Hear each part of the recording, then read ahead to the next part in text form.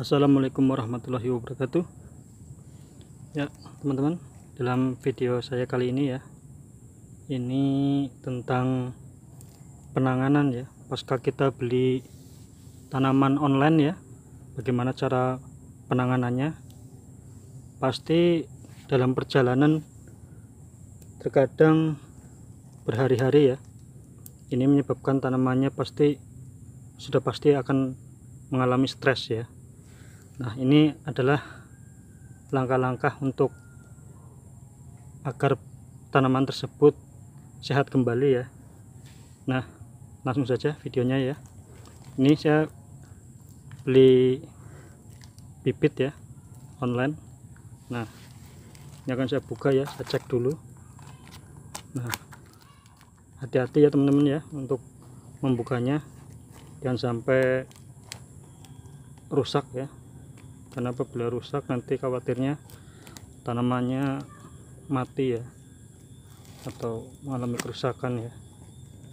Nah, ini kita buka. Nah ini ya. Nah, pasti layu ya, karena sudah pasti mengalami stres ya dalam perjalanan ya. Tapi tenang saja, jangan khawatir, ini ada caranya agar tanaman ini bisa subur kembali ya. Nah, terkadang kita beli tanaman online ya, itu karena mungkin harganya lebih murah. Di samping itu juga mungkin karena di daerah kita ya nggak ada tanaman tersebut ya, jenisnya ya, mungkin tanaman langka atau tanaman yang unik-unik ya, yang hias atau tanaman buah ya. Nah, ini tanamannya ya, kondisinya ini layu ya, tapi masih cenderung agak segar ya begini. Nah, ini kondisinya teman-teman ya. Ini setelah dibuka seperti ini ya, dipastikan lihat kondisinya ya. Jika masih segar seperti ini, nah kita diamkan dulu ya, diamkan dulu selama 15 menit ya, 15 atau 20 menit ya, kita diamkan dan ditempatkan di tempat yang teduh ya, jangan terkena sinar matahari langsung ya, karena ini masih dalam tahap pemulihan ya.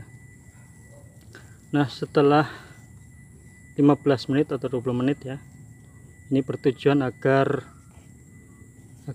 udara ya, dia adaptasi ya, adaptasi udaranya dengan lingkungan di daerah kita ya.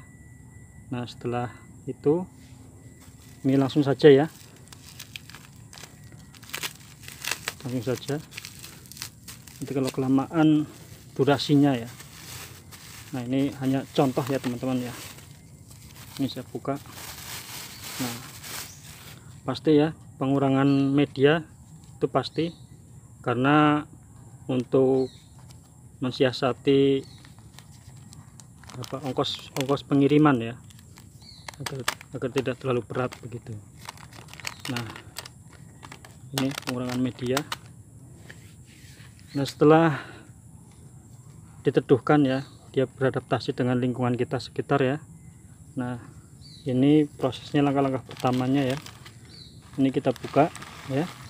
Nah, ini akibat dari pengurangan ya, tapi jangan khawatir, bibit masih bisa hidup ya. Nah, setelah itu kita kasih medianya ya, kita tambah medianya ya. Saya menggunakan medianya ini, saya menggunakan hanya tanah dan sekam ya, tidak menggunakan kohe ya, karena ini masih dalam tahap pemulihan ya, masih dalam tahap pemulihan.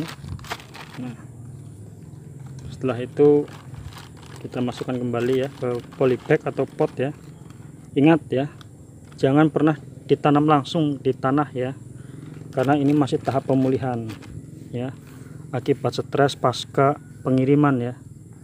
Nah, kita tambahkan, diusahakan untuk ditempatkan di polybag dulu atau di pot ya, itu lebih baik, karena kita bisa memindah-mindah ya. Nah, ini dipadatkan ya.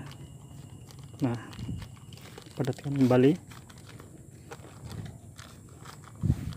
Saya tidak menggunakan kohe ya, cuman tanah biasa ya, sama sekam. Itu sekamnya agar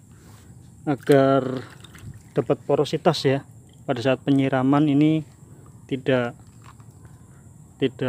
apa di dalam sini terus ya, bisa keluar ya gitu. Nah, ini setelah itu ya, langkah berikutnya teman-teman kalau ada di toko alat pertanian ya, bisa beli vitamin B1 untuk tanaman ya. Itu fungsinya vitamin B1 untuk pemulihan ya, pemulihan pasca pengiriman ya. Nah, terus lagi jika tidak ada vitamin B1 tanaman ya, atau mungkin susah nyarinya ya, bisa beli vitamin B1 IP teman-teman. Di apotek ada, ini cuma 5.000 ini. Ini ada 45 tablet ya. Ini satu tabletnya 15 mg ya. Ini saya menggunakan 4 tablet ini ya. Berarti 15 kali 4 ini berarti 60 mg ya. Saya menggunakan 60 mg per 1 liter air ya. Nah, kalau bentuknya vitamin B1 IP ya, itu tablet seperti ini ya. Jadi perlu dihaluskan ya. Nah, ini saya haluskan dulu ya.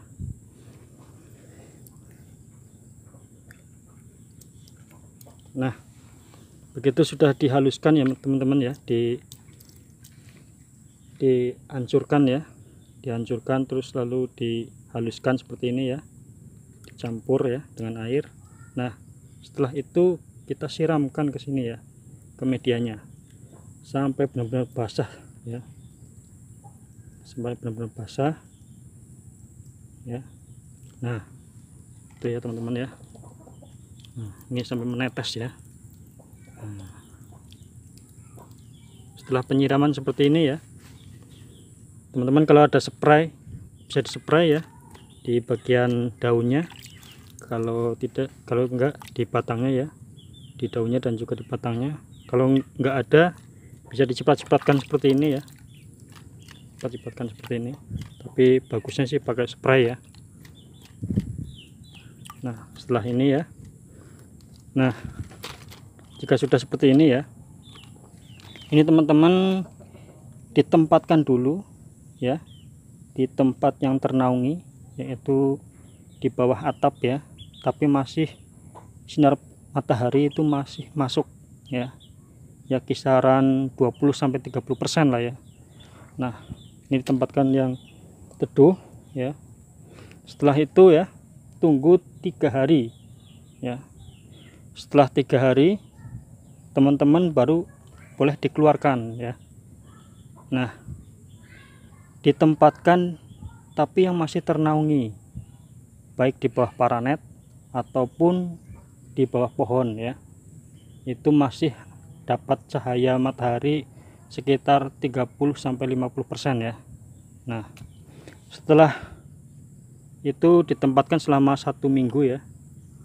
Nah, begitu sudah stabil ya dan normal dan daunnya sudah segar ya, nah boleh teman-teman nanti ditempatkan di tempat yang panas langsung ya, karena ini tanaman batang kayu ya, itu tanaman buah. Ini saya tanaman mangga ya, jadi memang perlu sinar matahari full ya.